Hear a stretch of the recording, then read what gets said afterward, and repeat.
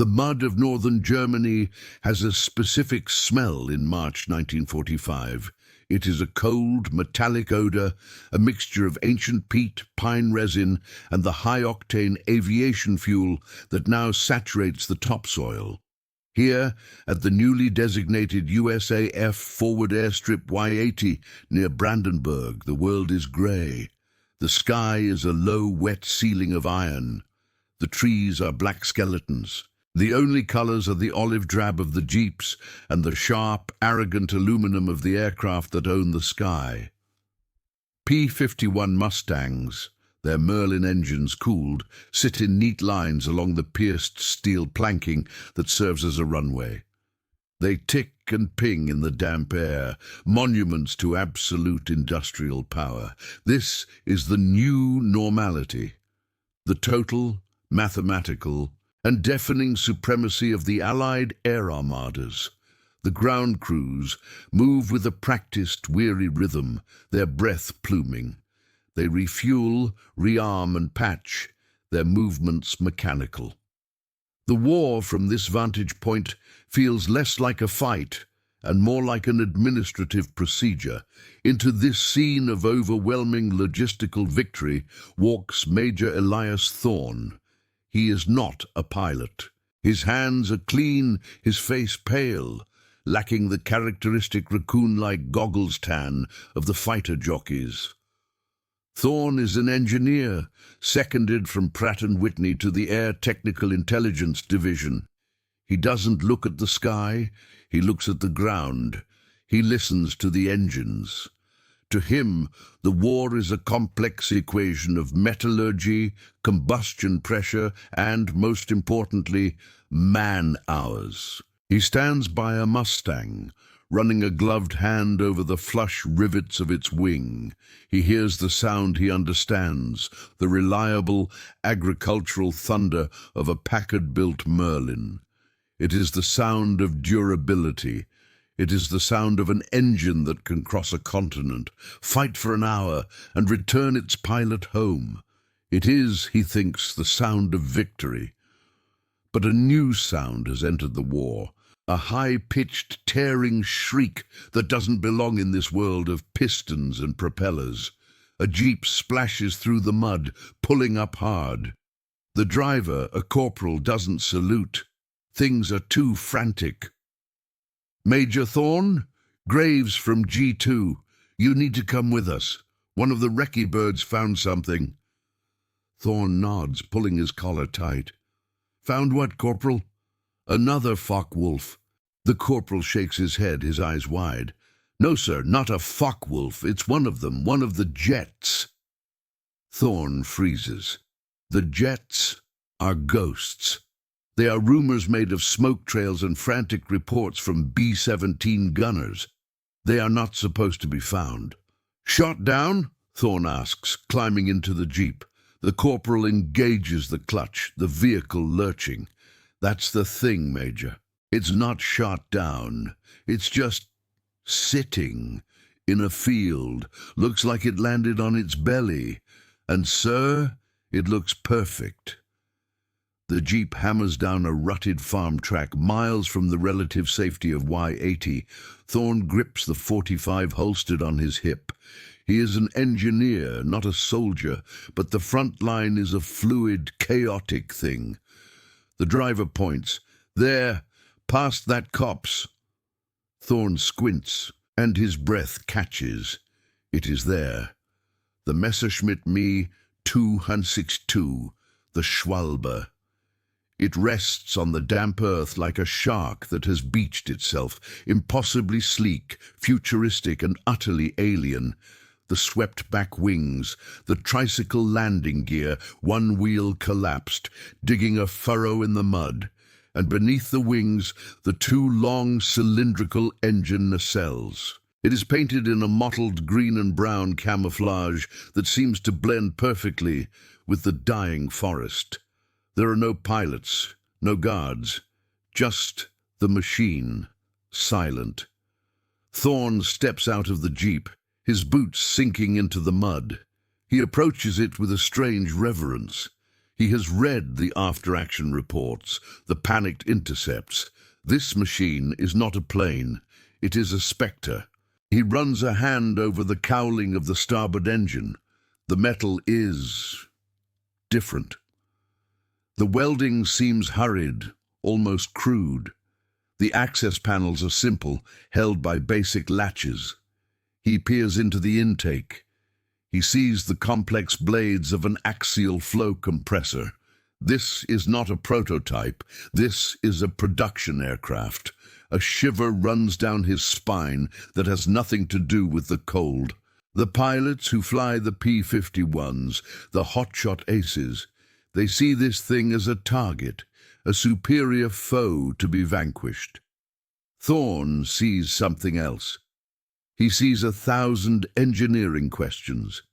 He sees a design philosophy that is brilliant and perhaps desperate.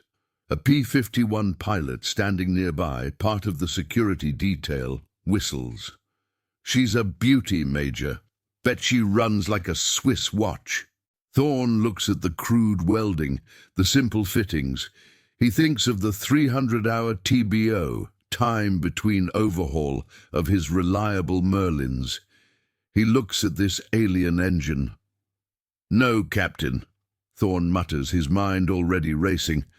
"I think this thing runs like a bomb." He didn't know it yet, but this pile of abandoned advanced metal held the central paradox of the entire German war effort. The problem, stated in the cold language of the 8th Air Force strategic summaries, is dire. It is early 1945, and Allied air supremacy is, on paper, absolute. Thousands of B-17 and B-24 bombers, escorted by equal numbers of P-51 and P-47 fighters, darken the skies over the Reich. The Luftwaffe, starved of fuel and pilots, is a ghost. Yet this ghost has a new, terrible weapon. The official designation, as noted in USAF Intelligence Digest, Volume 3, Issue 2, is Messerschmitt Me-262. To the bomber crews, they are jet jobs or blowjobs, and they are invincible. The performance statistics gathered by high-altitude reconnaissance and the few captured radio intercepts are terrifying.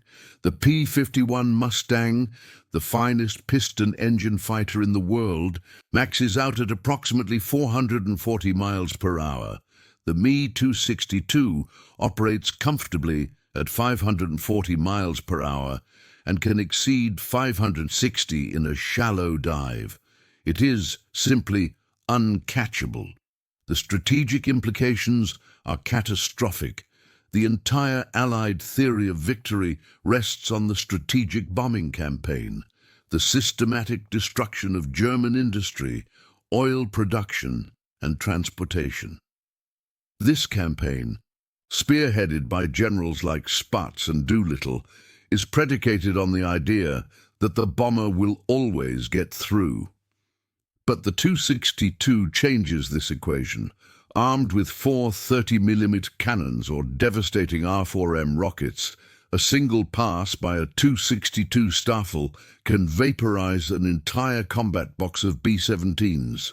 An after-action report from the 100th Bomb Group, dated February 9, 1945, details the new reality. Encountered 12 to 15 enemy jets. Attack was high to low, single pass, firing from outside effective range of 50 cal defense. Losses, 6 aircraft, 60 men. 0 enemy losses confirmed. Escort was unable to engage. The Luftwaffe, in its death throes, has produced a weapon that invalidates the very concept of a daylight bombing raid. The Allied response is frantic and fractured.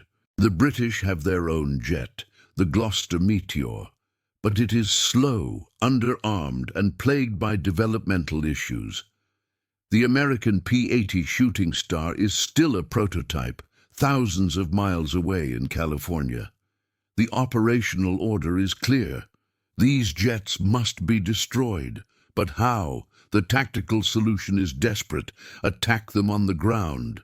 P-51 squadrons are ordered to orbit known Luftwaffe jet bases, a tactic known as the Rat Catcher Patrol, hoping to catch the Tu-162s during their long, slow takeoff or landing sequences.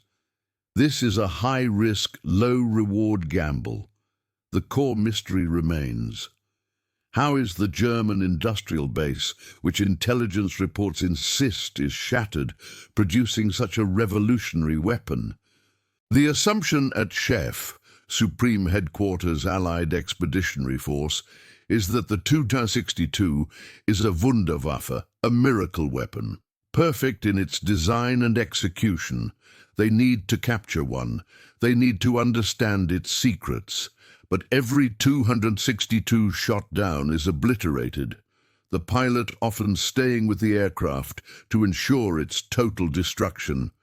This statistical nightmare translates into a visceral, human terror. For the crews of the 8th Air Force, the war has become a new kind of hell. They fly into Germany from bases in England, huddled in aluminum tubes at 25 Roseerant feet, where the temperature drops to 40 below zero. The air is so cold that skin freezes to metal instantly. They breathe bottled oxygen. They are stalked by flak, by conventional fighters, and now by these new demons. A diary entry from a B-17 ball turret gunner, Sergeant Frank Coletti, 381st Bomb Group, captures the feeling. You don't see them come. You just see the traces. They look like red golf balls, but they're 30mm. They hit the Mary Ann next to us. The wing just came off. It didn't burn, it just separated. The whole plane spun down, no chutes. I saw the contrail of the jet, already a mile away, climbing. It's not fair. It's just not fair. This is the human consequence. Morale, once high, is cracking. Experienced crews, having survived 20 or 25 missions, are suddenly confronted with a threat that no amount of experience or courage can counter. The Tu-162 is more than a plane. It is a symbol of a terrifying technological gap. It suggests the war could, impossibly, drag on. It suggests the enemy, though starving and surrounded, is still smarter. The reports from the field are unanimous. The aircraft is a masterpiece. Its engines, the Junkers Jumo U-04, are assumed to be marvels of reliability, crafted with the legendary precision of German engineering. The experts at Wright Field and Farnborough pore over the grainy gun camera footage, building a myth of Teutonic perfection. The consensus is clear. The Germans have built the perfect weapon. They have achieved the impossible. Experts agreed it couldn't be done, yet here it was. Major Elias Thorne is not a man impressed by myths. He is 38 years old, a man of medium height and quiet intensity, born and raised in Hartford, Connecticut. He is a product of the American industrial heartland. Before the war, he wasn't a soldier. He was a lead development engineer at Pratt & Whitney. His life was not spent dreaming of aerial dogfights. His life was spent in the roar of test cells, his hands covered in grease, arguing with metallurgists about turbine blade alloys and combustion chamber resonance. His great contribution to the war effort, before being commissioned and sent to Europe, was helping to perfect the R2800 double Wasp engine, the 18-cylinder radial engine that powers the P-47 Thunderbolt, the F-6F Hellcat, and the F-4U Corsair. It is, in his opinion, a work of art, not because it is fast, but because it is tough. Thorne is a pragmatist. He is a man obsessed with a single and glamorous concept, TBO, or time between overhaul. To him, an engine is not a success if it merely produces power. It is a success if it produces power reliably for hundreds of hours in the hands of a 19-year-old mechanic in the freezing mud of a forward airfield. The R-2800, he would proudly note, had a TBO of over 300 hours and could often be stretched to 500. It could swallow sand in the Pacific and still run. It could lose a cylinder over Germany and still bring its pilot home. This, to Thorne, is the genius of American engineering. Not invention, but production and reliability. He respects the British Merlin for its high performance, but he finds it finicky. He is a man who trusts brute force and simple, repeatable processes. This background makes him uniquely skeptical of the 262 myth. He arrives in Europe with air technical intelligence under the umbrella of Operation Lusty, a program designed to capture and exploit enemy air technology, while the hotshot pilots and tacticians want to know how fast does it go and how high does it climb. Thorne brings a different set of questions. He carries a small notebook, and in it he writes, what is the TBO? What are the service intervals? What is the mean time to failure for the compressor? What alloys are they using in the turbine hot section? He is not here to marvel at the Wunderwaffe. He is here to perform an autopsy. He suspects, deep in his engineer's gut, that a weapon this far advanced, produced by a nation this close to collapse, must have a hidden, fatal flaw. He believes that wars are not won by prototypes, they are won by logistics. The intact Me-262 is hauled from the muddy field, a profound logistical challenge in itself, and transported under heavy guard to the captured Luftwaffe hangar at Y-80. The hangar is a cold, cavernous space, smelling of stale oil and damp concrete. Strings of bare bulbs cast a harsh yellow light. Here, Thorne assembles his team. It is not a group of elite scientists. It is 3 GIs from an ordnance maintenance company, a master sergeant who used to fix tractors in Iowa and, crucially, a new ally, a captured German engineer. This man, Dr. Ernst Hauser, is thin, cynical, and politically grey. He was not a Nazi, but a low-level administrator at the Junkers engine plant in Dessau. He agrees to cooperate in exchange for cigarettes and a guarantee of safety. He watches the Americans prod the sleek jet with a mixture of amusement and contempt. Thorne directs his team to unbolt the engine cowlings. The Jumo 004 engines are revealed. They are surprisingly simple in their construction. Thorne's first act is to touch. He runs his fingers over the sheet metal combustion chambers. The welding is, again, crude. This looks like it was put together in a garage, the master sergeant mutters. Thorne nods. Or in a cave by slave labor. He turns to Hauser, who is smoking a Lucky Strike. "Doctor," Thorne says, "I want to run this engine on the test stand." "What fuel?" Hauser exhales slowly. "It uses J2, a synthetic kerosene, but, Herr Major, I would not recommend this." "Why not?" "Because," Hauser says, "you treat it like one of your robust bourgeois piston engines. This is not a workhorse. This is a thoroughbred, and it is a very, very sick thoroughbred." Thorne ignores him for now. He is driven by the need to see. He wants to understand the performance gap. They rig the starboard engine to a makeshift test stand, securing it with heavy chains. They find a supply of J2 fuel from a captured fuel dump. The GIs stand behind a blast shield made of stacked sandbags. "All right," Thorne says, "let's try a start."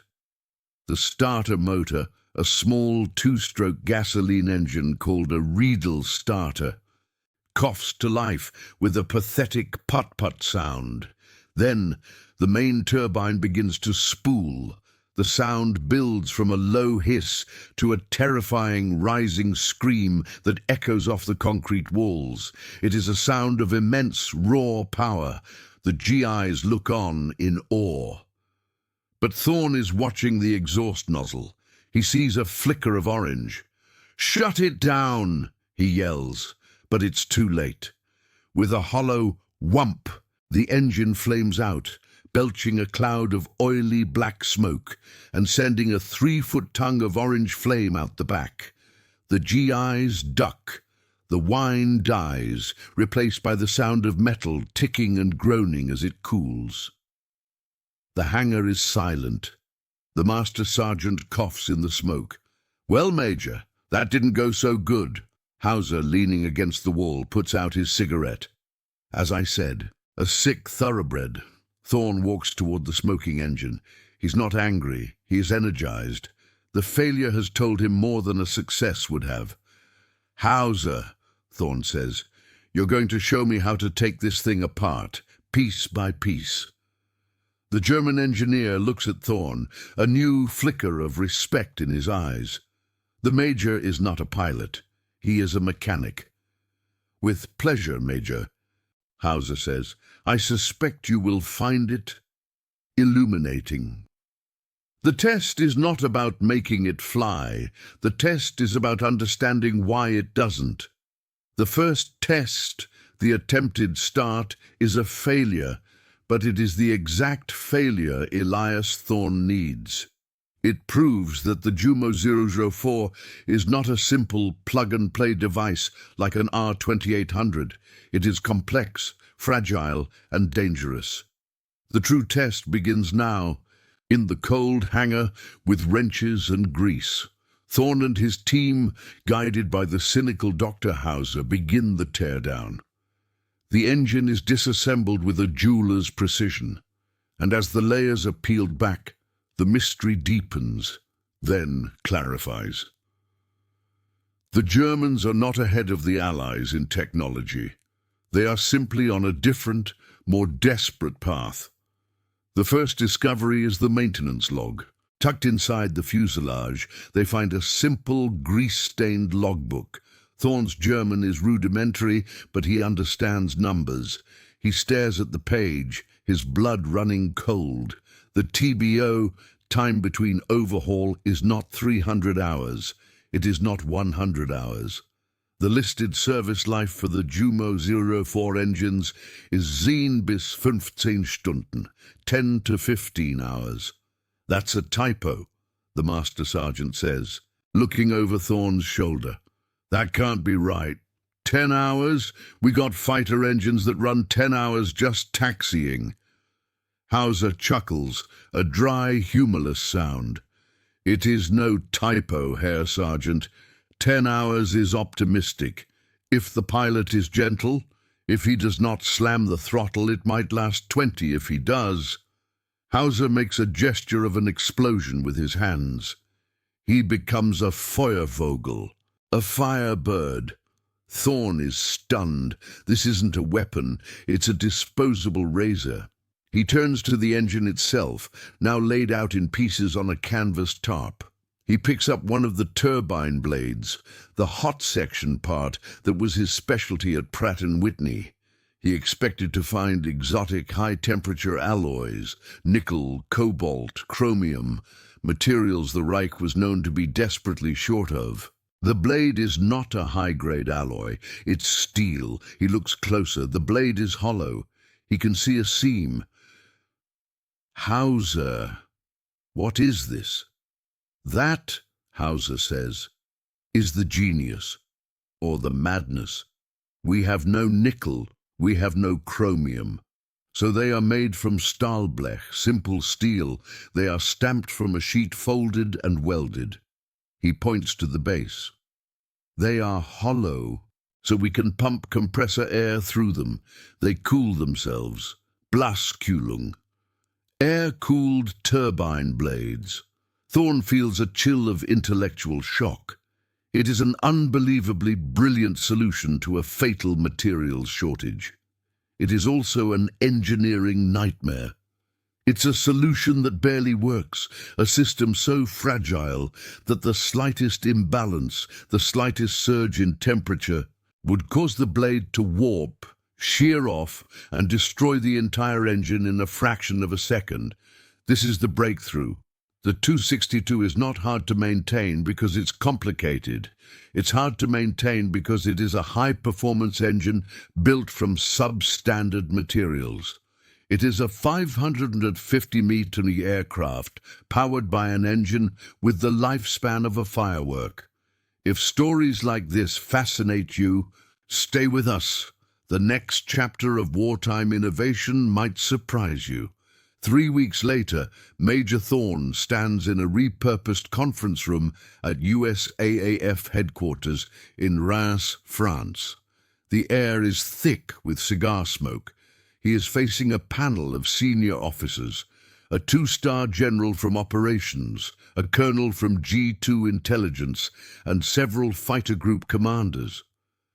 These are pilots, tacticians. They are men who see the war as a problem of angles and speeds. Thorne's report, Technical Analysis and Tactical Weaknesses, Messerschmitt Me 262 Power Plant, Jumo 04, sits in front of each of them. The general, a man named Harris, steeples his fingers. Major Thorne, I've read your report. It's a very engineering report. You spent 50 pages on metallurgy and service intervals. I don't see a damn thing in here about how to make our P-80s go faster. The fighter group colonel leans forward. Major, your findings are... Frankly, they're hard to believe. 10 hours? Are you saying the Germans are putting their best pilots in a plane that's going to blow up after a few missions? Thorne grips the edge of the lectern. Sir, that is exactly what I'm saying. The 262 is not a sustainable weapon system. It's an interceptor. It's designed to go up, make one pass, kill bombers, and land. The engines are, in effect, disposable. They aren't maintaining them, sir. They are replacing them. He gestures to a diagram he's pinned to the wall, showing the simple engine mounts and quick disconnect fuel lines. The entire design is built around swapping the entire engine in a matter of hours. They're not fixing them. They're junking them. The problem is they are running out of engines to swap. The general scoffs. That's the stupidest thing I've ever heard. A disposable jet engine. It's wasteful. It's un-German. It's desperate, General, Thorne counters, his voice rising with a passion that surprises him. They don't have the alloys. They don't have the skilled labor. They are building a Formula One car out of tractor parts, and this gives us the weapon we need. The officers look at him with open skepticism. A weapon? What weapon, Major? A metallurgical report? Thorne takes a deep breath. The throttle, sir. The weapon is the throttle. Dr. Hauser, the German engineer, confirmed it. Because the turbine blades are hollow, low-grade steel, they cannot take rapid temperature change. If a 262 pilot slams his throttle forward, he gets a flame out. If he cuts it back too fast, he gets a flame out. If he bounces the throttle in a dogfight, the engine melts. They have to fly it gently, like a civilian airliner. They are trapped by their own miracle technology. The conference room is silent. The pilots are processing this, a plane you can't slam the throttle on. This, Thorne continues, is why they are hard to maintain. It's not maintenance. It's a fundamental design flaw born of desperation. They are not invincible. They are fragile. They have all that speed, but they cannot fight. The general looks at the fighter colonel. The colonel is no longer skeptical. He is smiling. My God, Major, the colonel says, you've just given us the key. They can't fight. Thorne nods. No, sir. They can run, but they can't fight. Tell your pilots to force an engagement. Make them maneuver. Make them throttle jockey. The plane will do the rest of the work for you. The sterile tension of the Reims briefing room dissolves, and the scene shifts. The sky is a hard blue ceiling over Bavaria. We are in the cockpit of a P-51 Mustang, call sign Kingbird Leader. The pilot, Major Joseph Mace McCann, is scanning the sky. Thorne's report has been distilled into a new tactical directive, disseminated to all fighter groups. The directive is simple. Do not chase. Engage. Force overshoot. Make them turn. Below, the massive Luftwaffe base at Lechfeld is visible, the primary home of the elite jet unit, Jagdverband 44. For weeks, McCann's squadron has been rat-catching, trying to hit the jets on the ground. Today, they have a new, more aggressive mandate. Bandits! Bandits! 2 o'clock high, coming down! The radio crackles. McCann spots them. 2 262s, diving from 30,000 feet. Their contrails sharp and white. They are impossibly fast. They slash through the B-17 formation a mile ahead, and McCann sees one of the bombers blossom into orange fire. The jets, their pass complete, pull up in a long, graceful arc, intending to climb back to altitude, reset, and attack again. This is their standard tactic. But McCann, armed with Thorne's knowledge, does not try to chase them in the climb. He pushes his Mustang into a diving, intercepting turn, cutting inside their arc. He is not trying to catch the 262, he is trying to meet it. The lead 262 pilot, an experte with dozens of kills, sees the Mustang. He is annoyed. He cannot be caught, but this American is spoiling his climb. He pulls harder on his stick, throttling back slightly to tighten his turn, intending to force the Mustang to overshoot, but he throttles back too quickly. From McCann's cockpit, he sees a puff of black smoke from the German's port engine. The 262 shudders, yaws violently, and its speed bleeds off instantly. The invincible jet is suddenly a crippled, smoking wreck, struggling to stay in the air.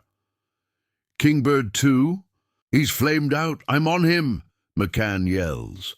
The German pilot is fighting his aircraft, but the Jumo 004 has died. The other 262, seeing his leader in trouble, breaks off his climb and turns to defend him. A fatal mistake. McCann's wingman dives on the second jet. The German pilot, panicking, slams his throttle forward to escape. His engine, unable to handle the surge, explodes. The turbine disintegrates, blades ripping through the wing and fuselage. The 262 simply comes apart in the air.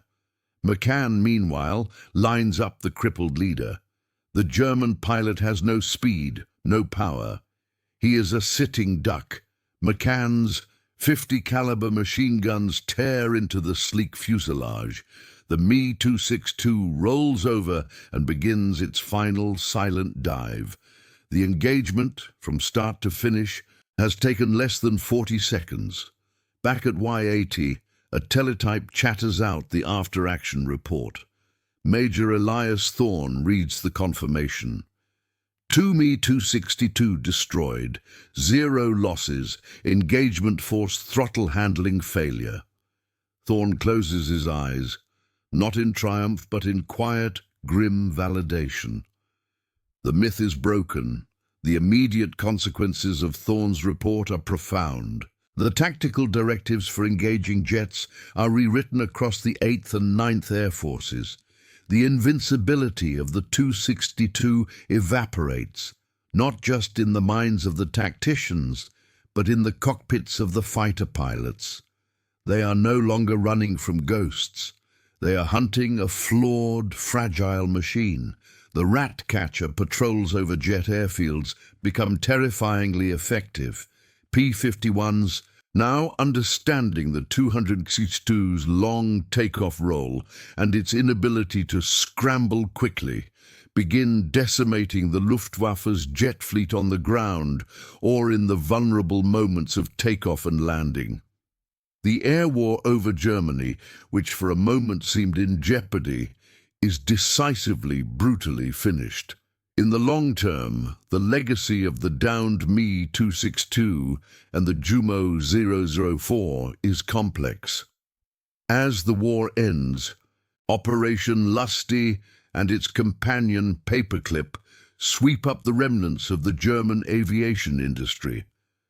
Hundreds of Jumo 004 engines, along with their designers, including Dr. Hauser, are shipped to the United States. The initial American assessment, conducted at Wright Field, confirms every word of Thorne's analysis. The official report notes the desperate and brilliant use of substandard materials and the operationally unacceptable TBO of 10 to 25 hours.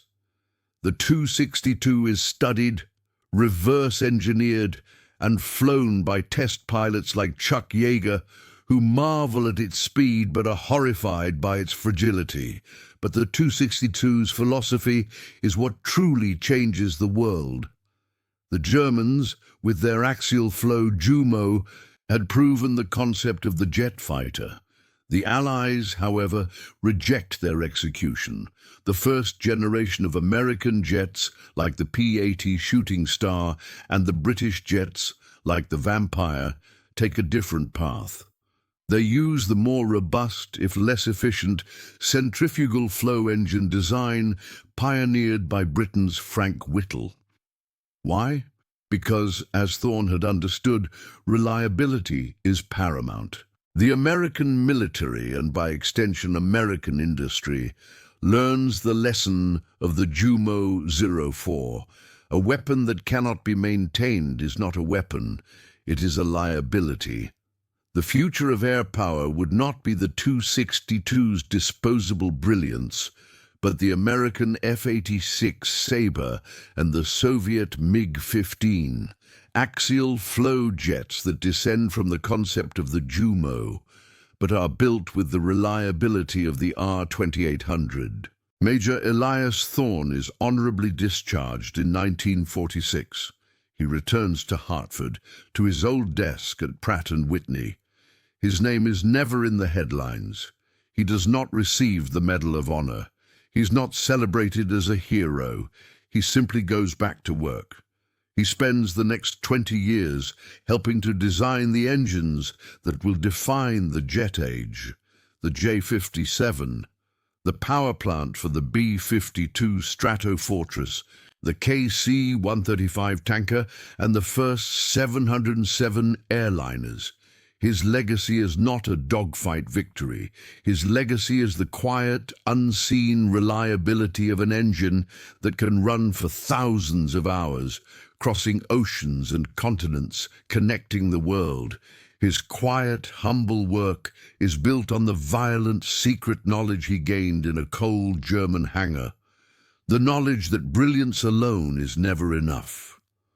The Me-262 was a machine born of genius and desperation. It was a perfect weapon with a fatal flaw, a symbol of a regime that could conjure technological miracles even as its moral and logistical foundations crumbled to dust. It stands in history as a profound lesson, the difference between a spectacular invention and a war-winning weapon. The German engineers mastered the challenge of 550 Biffier flight, but the Allied engineers, the Elias Thornes of the world, mastered the far more difficult challenge of logistics, reliability, and maintenance. The 262 was a Formula One car, built for one perfect fleeting race. The P-51 Mustang was a pickup truck, built to win a war. We see this same paradox today in billion-dollar software projects that collapse under their own complexity, in brilliant startups that burn out before they can scale, in any field where genius ignores the simple, grinding, unglamorous reality of logistics. The cold, concrete hangars at Brandenburg are silent now, perhaps part of a shopping center or an apartment complex. The pierced steel planking that served as a runway is long gone, reclaimed by the German soil.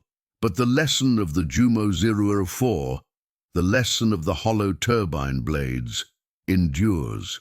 It is etched in the melted, warped steel of an engine that flew too fast and died too young. It is a silent witness to a fundamental truth. Brilliance without sustainability is not victory. It is just a faster, more spectacular way to fail. Every great idea begins as an act of defiance against impossibility. What impossible ideas do you think could change the world?